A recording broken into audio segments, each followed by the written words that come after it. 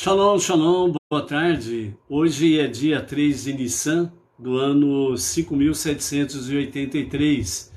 Estamos no dia 25 de março do ano 2023. É a tarde com a Torá, trazendo a Parashá da semana, bem como trazendo a nossa aliá, a leitura diária. E por isso, nós estamos aí no sétimo dia da semana, o sagrado dia do Shabat, e com ele nós temos então a nossa sétima leitura, e na nossa sétima leitura nós temos de fato o encerramento da nossa Parashá da semana. Essa semana nós estamos na Parashá Vaikra, que é a primeira porção do livro de Levítico, é o terceiro livro dos 5 livros, e nós estamos aí realmente convergindo para trazer a Parashá da semana. E nós iniciamos aí o nosso terceiro livro, o livro de Vaikra, né? E com esse livro de Vaikra, nós agora estamos aí encerrando a primeira Parashá, a primeira porção, e nós estamos vendo aí sobre a questão dos Korbanot. A continuidade amanhã, também nós estaremos vendo a questão dos Korbanot, e ao vermos, ao estarmos debruçados sobre as questões dos Korbanot, nós vamos falar durante a semana aí esse aspecto dos Korbanot. Daqui para Pesach, nós temos a questão dos Korbanot, o sacrifício, as oferendas, e junto com ele nós temos de fato a nossa, a nossa porção que nos fala sobre os Korbanot. Dentro dele nós temos a questão de liberdade, né? Somos realmente livres para fazermos as nossas escolhas ou não? É muito falado, é muito comentado sobre a questão dos Korbanot, né? Aliás, do livre-arbítrio, né? E com essa questão do livre-arbítrio fica aquela questão sobre eu sou livre para fazer as minhas escolhas. Mas temos aí algumas coisas a ponderar sobre esses aspectos, o que nós veremos a partir de amanhã, sobre a questão dos 4 passos da liberdade e sobre a questão dos Korbanot propriamente dito em si. Ok? Hoje nós vamos encerrar então a nossa primeira Parashá do livro de Vaikra. Hoje nós estamos aí fora do horário, né? Que nós estamos aí, passamos, socorrendo a nossa Edna, a nossa querida Edna, uma crise muito forte de hérnia, de nervo ciático, não sabemos as dimensões, né? Passamos aí toda manhã e uma boa parte da tarde no pronto-socorro local, né? E nós estamos aí, ela já está mais tranquila, repousando, né? No momento está sem dores, então nós vamos aí fazer a nossa live e que seja realmente para refuah shelema, né? Que seja para a completa cura da nossa Edna, e que seja realmente sem sequelas, né? E que Deus dê direção para as futuras consultas aí, para vermos aí a dimensão dessa questão do nervo ciático dela, ok? E aí conto também com as vossas preces, né? Edna, filha de Orestes, né? Para uma completa cura, bem como um pronto restabelecimento sem sequelas. E sabedoria e discernimento às equipes médicas, que porventura venhamos aí dentro desses pronto-socorro e INSS, que nós possamos aí cair, como diz o ditado, né, em boas mãos, para cuidar com muito carinho e muita presteza, né, da nossa querida Edna aí. Ok, amados? Então, é nesse sentido que nós estamos aí, para podermos divulgar cada vez mais o monoteísmo com fundamento judaico e orientação rabínica. Nós vamos, hoje na sétima leitura, nós temos aí do capítulo 5 de Levítico, verso 11, até o verso 23, é a nossa sétima aliá, mais mafitir, que vai até o versículo 26.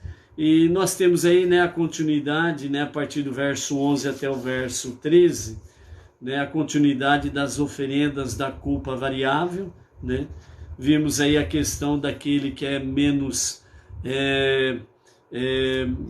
privilegiado no seu orçamento, né?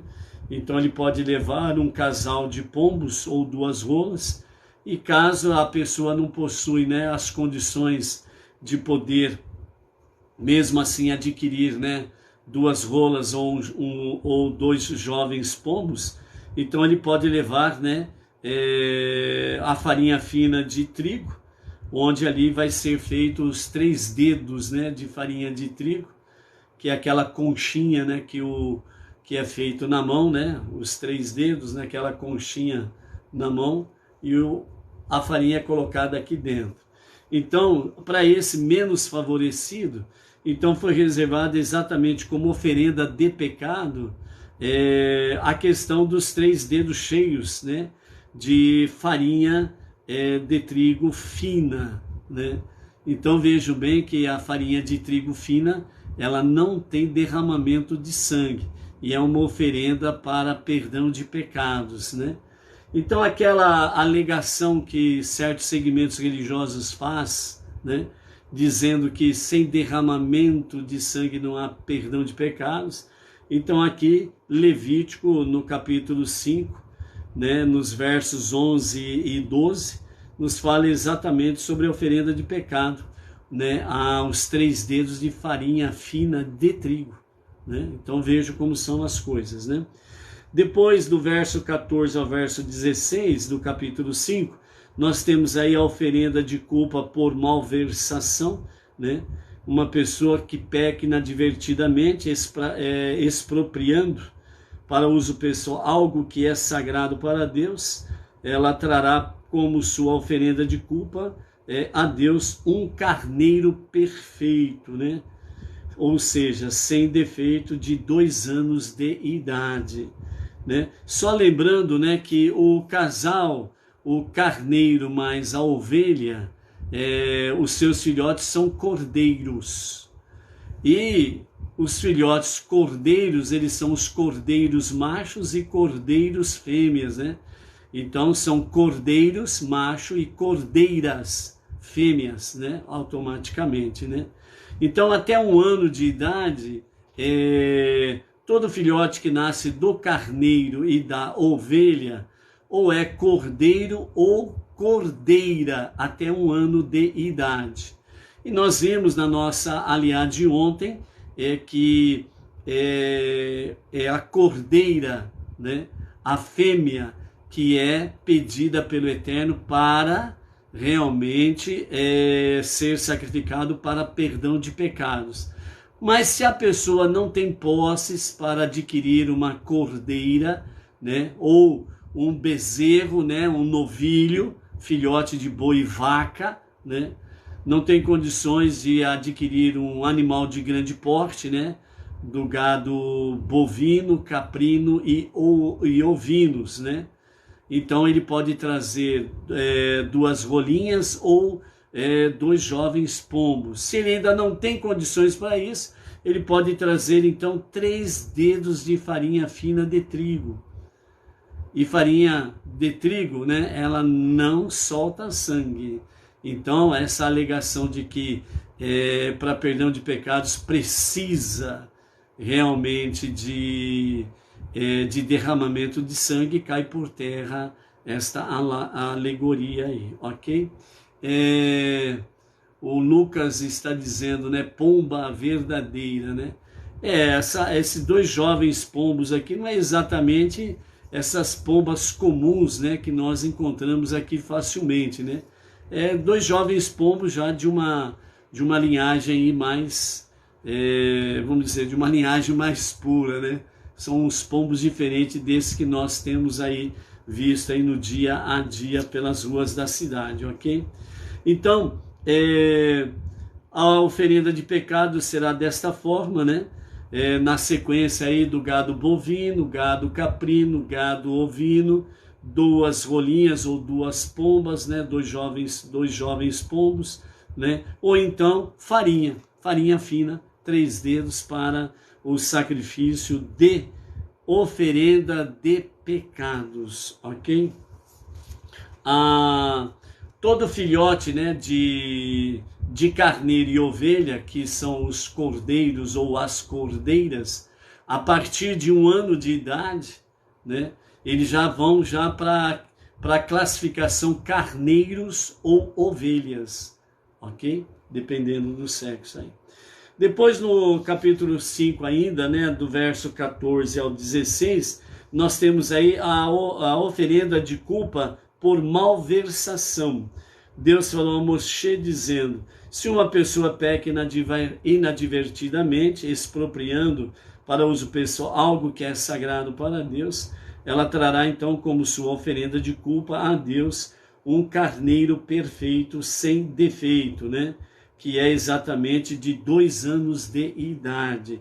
Então ele já não é cordeiro, porque aqui está falando do sacrifício de macho para a oferenda de perdão de pecados por culpa de malversação, né?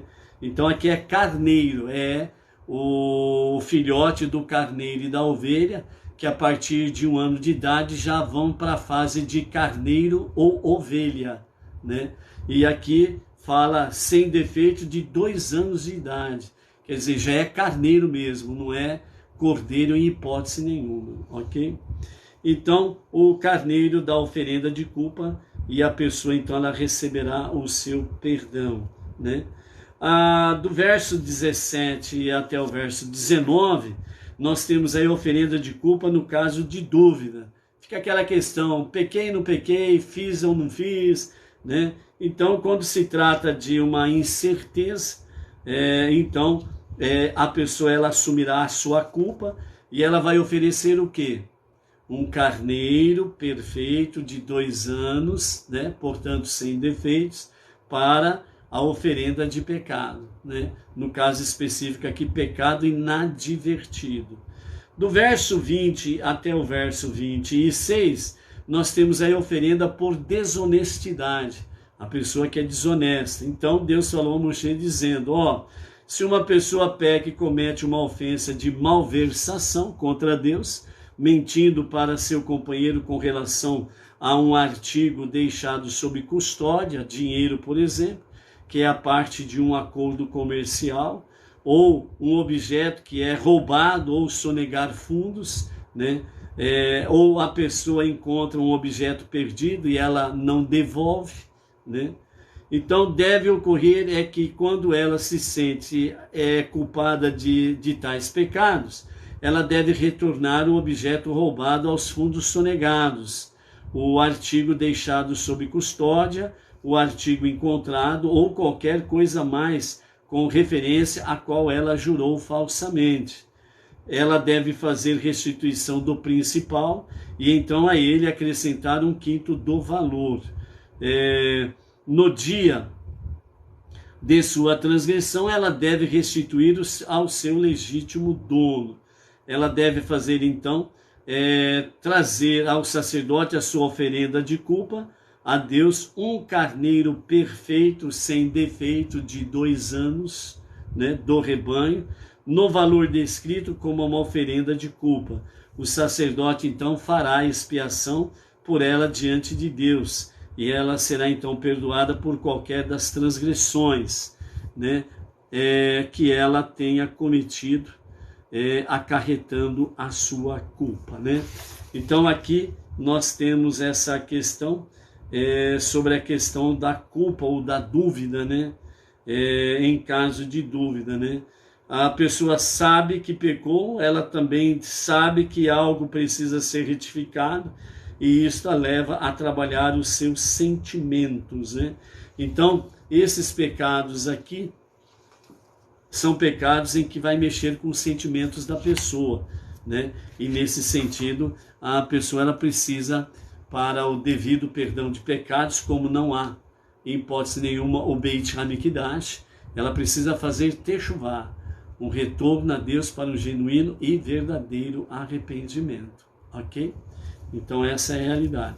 O nosso Rebbe Menachem Mendel, ele traz para nós, dentro desta aliá de hoje, o líder máximo da nossa região, o nosso Rebbe Menachem Mendel Schneerson, né? Ele nos fala sobre a questão de devolver os bens espirituais roubados. Ele diz assim: no sentido espiritual, os artigos roubados são todos aqueles que, ao pecar, tenhamos roubado de Deus e entregue às forças do mal, seja um objeto físico, um momento no tempo ou um potencial humano, né? Como que podemos trocar em miúdos essa história aqui, né?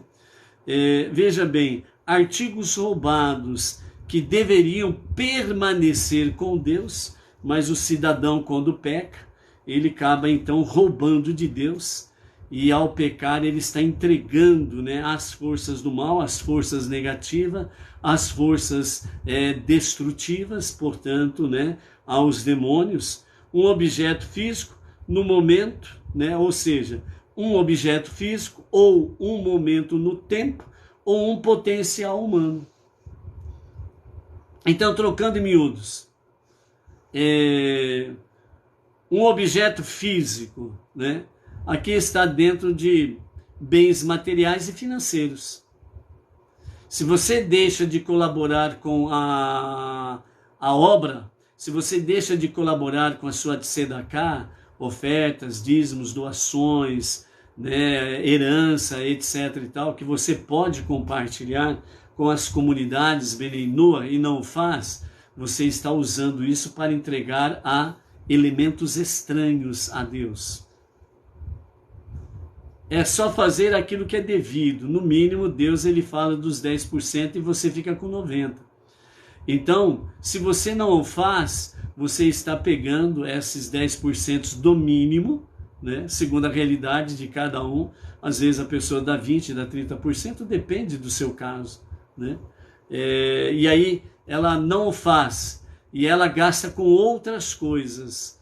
Estas outras coisas ela está entregando às forças negativas, às forças do mal, às forças destruidoras. Entendeu? Seja seus bens, por exemplo, né? Tem pessoas que têm imóveis para dar e vender, como diz o ditado. Tem pessoas que têm imóveis para caramba. E uma comunidade aí, Benei Noach, está precisando de um imóvel para poder ter um lugar fixo de reunião da comunidade. E a pessoa simplesmente não cede. Ah, não, eu vou ceder de graça, né? Que o certo seria mesmo, né? Se tem vários imóveis, você deveria oferecer como uma oferenda a Deus e ceder o imóvel para a comunidade local e boa, meu. Mas não, eu preciso ganhar dinheiro. Então o seu imóvel físico, material, o seu dinheiro, que é a parte financeira, você estará entregando para as forças do mal. Simples assim. Ah, pelo menos eu vou cobrar um valor simbólico. Tudo bem. Você cobra um valor simbólico, não tem problema nenhum. Se o imóvel, o aluguel dele vale 1.000, eu vou um aluguel simbólico, R$100. Ótimo, parabéns, Mazal Tov. Ousadia de fé e confiança naquele que é o único provedor, o nosso Deus. Já pensou que bacana isso? Se você assim o fizer? É bênção sobre bênção, investimento. Os nossos sábios e o nosso Rebbe Menachem Mendel, eles sempre falaram que o melhor investimento é investir em tzedakah. Porque no mínimo Deus restitui 2 vezes mais. Nem a poupança não devolve nem 0,5% a mais. Então é uma questão de emuná e bitavon, fé e confiança. Aceita o desafio? Quem tem? Faça uma prova. Faz um contrato ali com a comunidade Benei Noach e fala assim, vou fazer um contrato com vocês de 1 ano. Se daqui a um ano Deus não me abençoar com meus outros empreendimentos, aí vocês vão se retirar, porque aí eu vou alugar para poder ganhar dinheiro. Duvido que você vai voltar falando isso para os seus, entre aspas, inquilinos Benendua. Você vai chegar de fato, vai falar para eles o que vocês estão precisando para expandir mais aqui o imóvel para receber mais pessoas? Palavra de fé, meu amado. Você quer moleza? Vai empurrar melancia na ladeira abaixo. Ou então você pode enxugar gelo, desentortar banana. Ou você pode trocar forças com a Maria Mole. Entendeu? Quer moleza?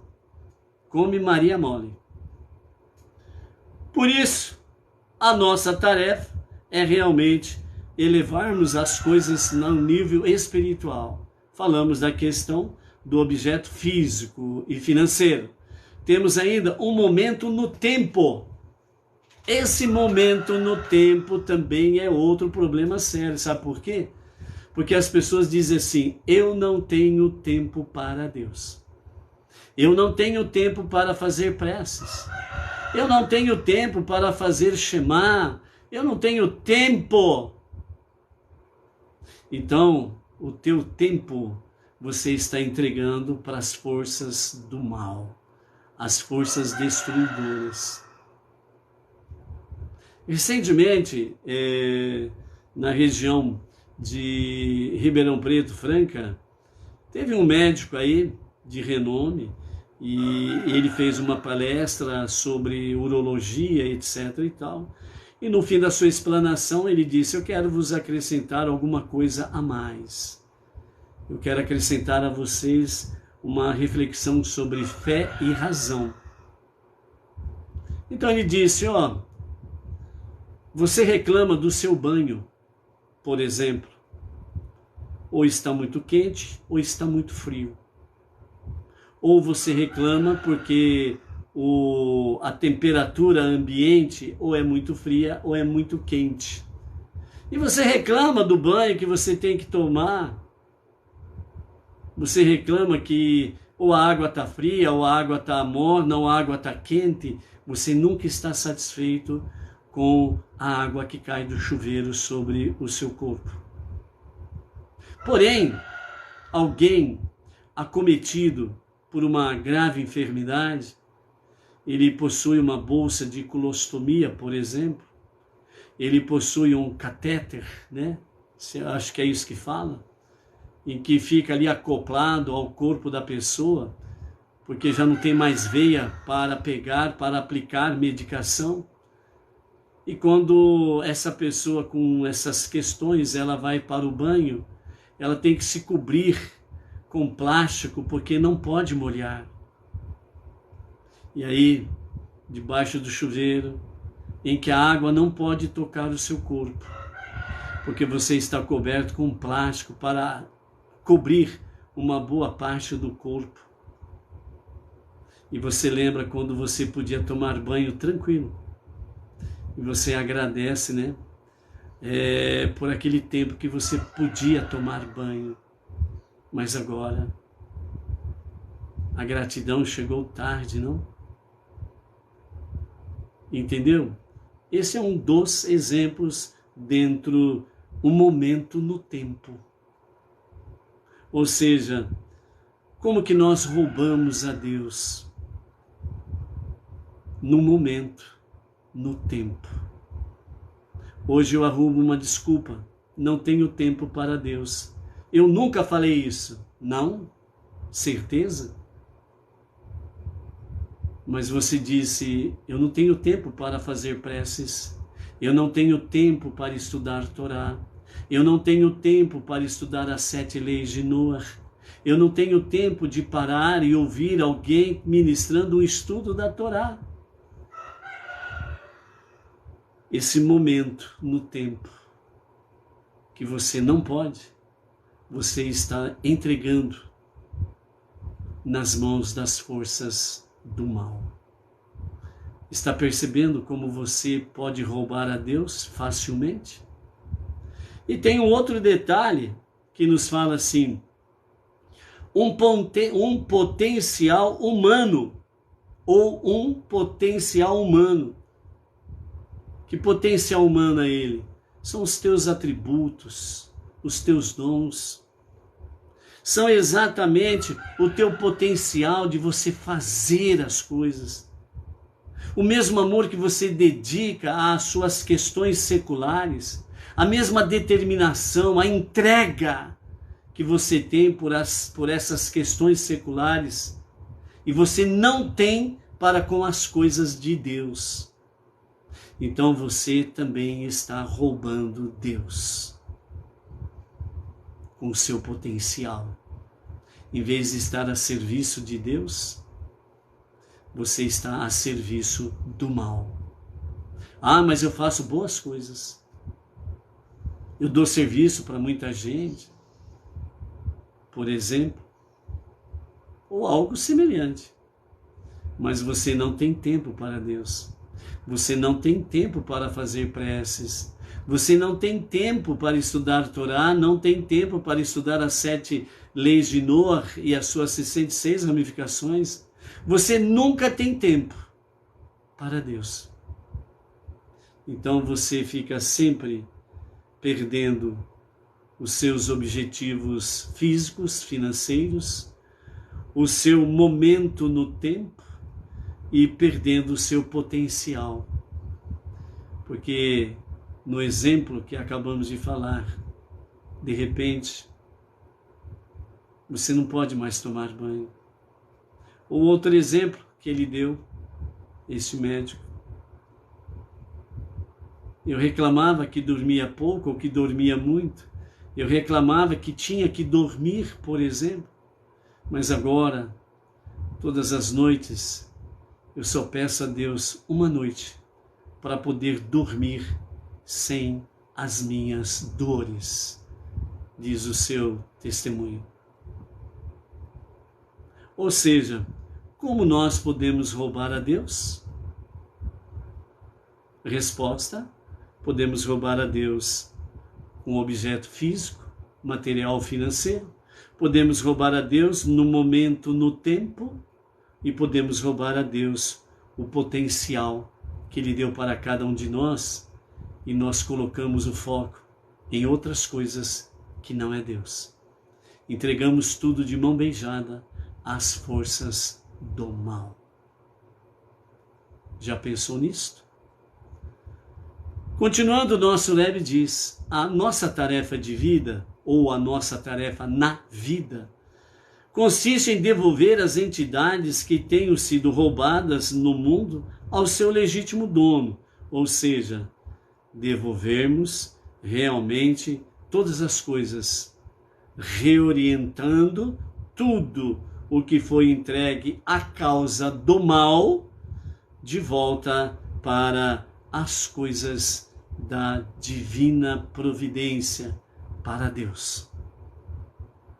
É restituir, devolver os bens espirituais para Deus.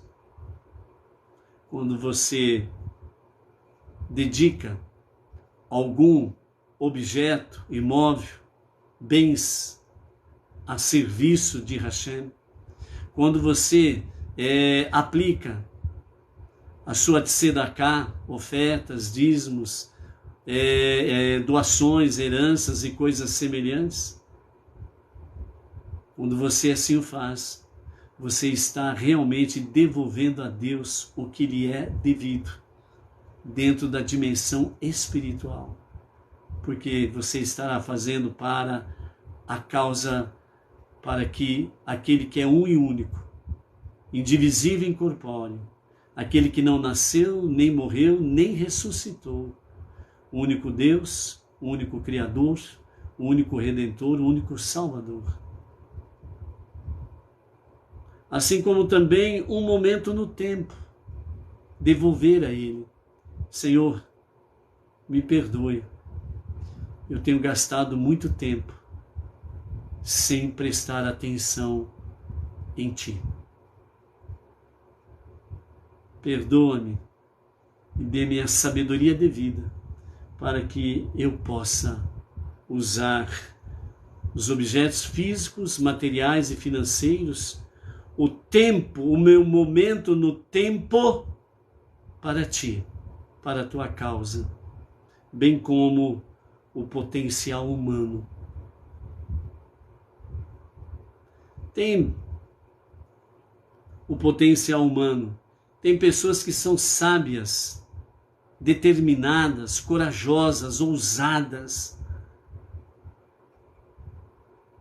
mas não aplicam esses dons ou esse potencial humano naquilo que venha glorificar a Deus e venha ajudar o seu próximo e as causas nobres. É onde que nós precisamos devolver os bens espirituais a quem de direito, porque roubamos dele e entregamos às forças negativas. E precisamos reagir, lutar contra essa má inclinação, a inclinação da alma animal, Yetzer Hará, e retornarmos verdadeiramente para o nosso Deus. Tudo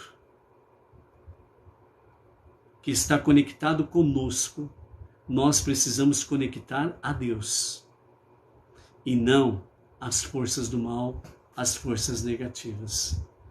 Por isso, reorientar tudo que foi entregue à causa do mal de volta para a divindade, começando com qualquer coisa que tivermos roubado de Deus através das nossas transgressões. Esta é a essência do arrependimento. Esta é a essência da Teshuvá. 2 pontos. Porque o Rebbe está dizendo assim: restaurar o mundo a seu natural estado divino. Esta é a nossa essência do nosso arrependimento. Se você não estiver envolvido realmente em restaurar o mundo ao seu estado natural, divino da criação, você não está no verdadeiro espírito da Teshuvá, que é o retorno a Deus para um genuíno e verdadeiro arrependimento. Porque a nossa tarefa suprema é transformar este mundo na moradia de Deus, como no princípio da criação. Essa é a nossa tarefa suprema. Então, tudo que nós fizermos dentro do campo, objeto físico, material, financeiro, tudo que fizermos dentro de um momento no tempo e tudo que fizermos dentro do nosso potencial humano, precisa estar focado em transformar este mundo para ser a moradia de Deus. Ponto.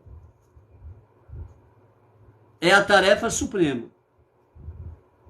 Se você não estiver focado nisso, babau, meu filho. Você está enganando a si mesmo. Por isso que você fica com muitas piadinhas, por isso que você fica com muitas chocarrices, você perde o foco. Por isso que você se entrega muito à bebida alcoólica, porque tira você daquele espectro real, verdadeiro. Ah, mas o judaísmo é alegria. E você entra numa alegria irresponsável. Você entra numa alegria sem sabedoria. Embriaga-se na sua má interpretação do que é ser alegre no judaísmo e dentro da Torá.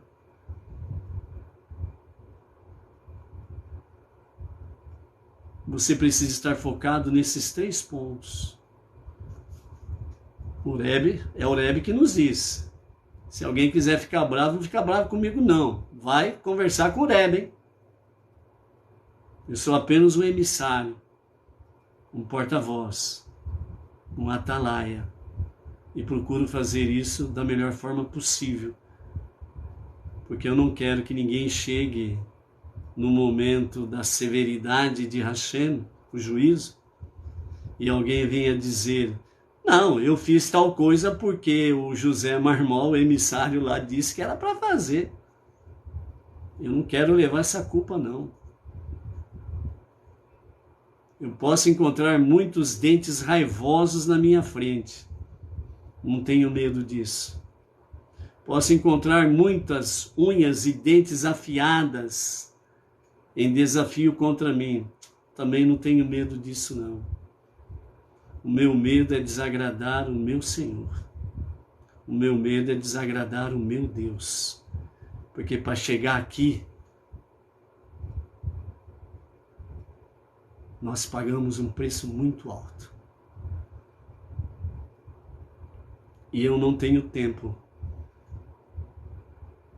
para chocarrices, piadas, e nem me entregar à bebida de forma incoerente. Se você não estiver focado nesses 3 questões que o Rebbe nos diz: objeto físico, material, financeiro, um momento no tempo da sua vida, o tempo que você gasta de ficar fazendo piada, chocarrice, avacalhando os outros, você precisava usar esse tempo com mais sabedoria e temor aos céus. Um momento no tempo em que você não recupera mais, fica para trás.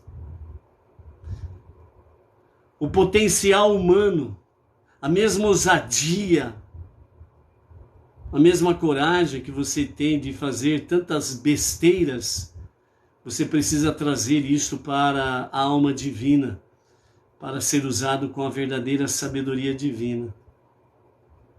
Para qual finalidade? A finalidade, o Rebbe diz: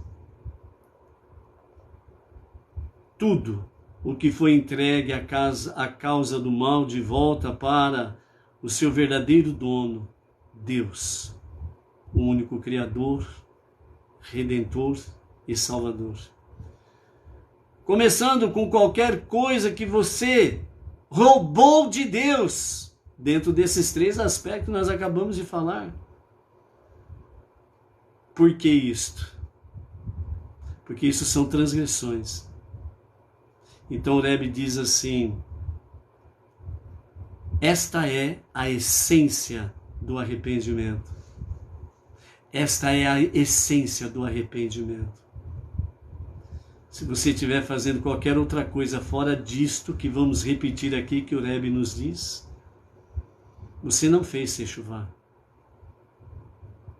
Você disse que fez, mas não fez. Você disse que vive techuvá, mas você não vive techuvá. Porque quem vive não fala, faz.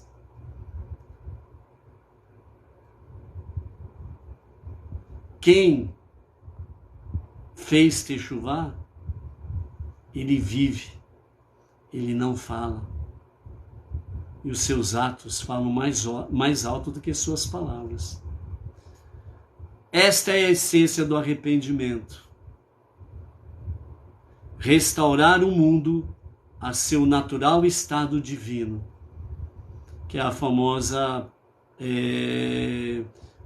ditado que falamos, que esse mundo seja restaurado como a moradia de Deus, ombro a ombro com o nosso irmão judeu, o povo judeu, o nosso irmão mais velho, o filho primogênito de Deus. Se você não estiver vivendo essa essência, você é uma piada, você é chocarrice. Através do arrependimento, é possível alcançarmos níveis espirituais até mais elevados que aqueles que havíamos alcançado antes de pecar. A verdadeira techuvá nos leva a níveis espirituais mais elevados. Não é a cachaça. Não é a zombaria. Não é a piada, a chocarrice e coisas semelhantes. Elevar-se espiritualmente está dentro disso daqui que o Rebbe nos diz.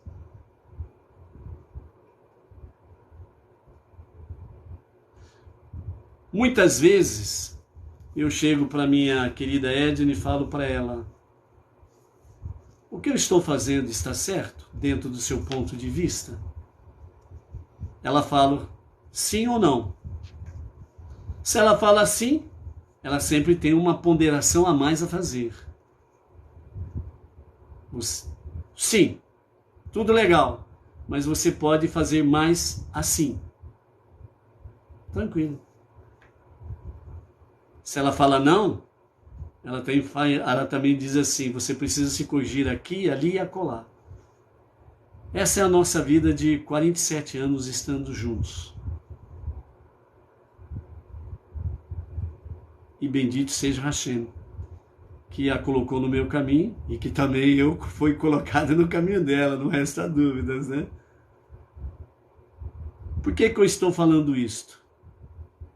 Para dizer a seguinte questão: a maioria dos homens, a maioria dos maridos tem medo de perguntar para sua esposa o que ele está fazendo, se está certo ou não. A maioria dos maridos tem medo de perguntar às suas esposas: bem, querida, seja qual for o termo que usa, do jeito que eu estou agindo, você acha que eu estou certo? Preciso melhorar no quê? Então fica aqui o desafio para os maridos. Pergunte para suas esposas, Batinoa, se o que você está fazendo, ela está contente. Se ela está feliz. Aí você vai conhecer a resposta. Se ela for verdadeira, se você não representa nenhuma ameaça para ela, então ela poderá ser verdadeira e poderá falar corretamente. Aí a resposta fica a teu encargo. Então, por isso, é possível o quê? Alcançarmos níveis espirituais até mais elevados que aqueles que havíamos alcançados antes de pecar. Através do quê? Techuvá. Um retorno a Deus para um genuíno e verdadeiro arrependimento. A Havidalá será às 18 horas e 46 minutos, né? Hoje nós não teremos a transmissão direta, tendo em vista que nós estamos cuidando aqui em casa, né, da nossa querida Edna, né, e que assim nós possamos, sem sombra de dúvidas, retornarmos ativamente às nossas atividades aí nos próximos dias. Que Hashem dê graça saradora, né, completa a cura sem sequelas, e há questões médicas que o Eterno nos conceda a graça de podermos realmente aí cairmos em boas mãos, né, como disse os nossos sábios, né?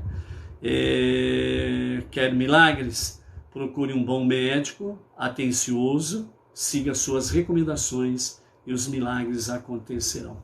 Que nós possamos encontrar bons médicos aí, né, no sistema de saúde, e assim possamos seguir suas boas orientações. Que as vossas preces somem com as nossas, né, e assim possamos ver também, né, assim como temos visto através do grupo Salmos, que tem aí a administradora Vânia Branco de Patinga, né, Minas, e outras que estão ali, outras e outros, né, que estão junto com ela nas administrações dos grupos, né, de preces aí principalmente. Muitos milagres têm acontecido, Baruch Hashem, através da união da força das preces, né? Então, nós também contamos aí com as preces dos amados aí, ok? Até amanhã, com a graça de Hashem. Shalom Shavatov, né? Que você tenha uma excelente passagem do 7º dia para os 6 dias comuns, e que tenhamos uma semana muito preciosa com o nosso Hashem. Shavuotov. Até amanhã, com a graça de Hashem. Amém, vem amém.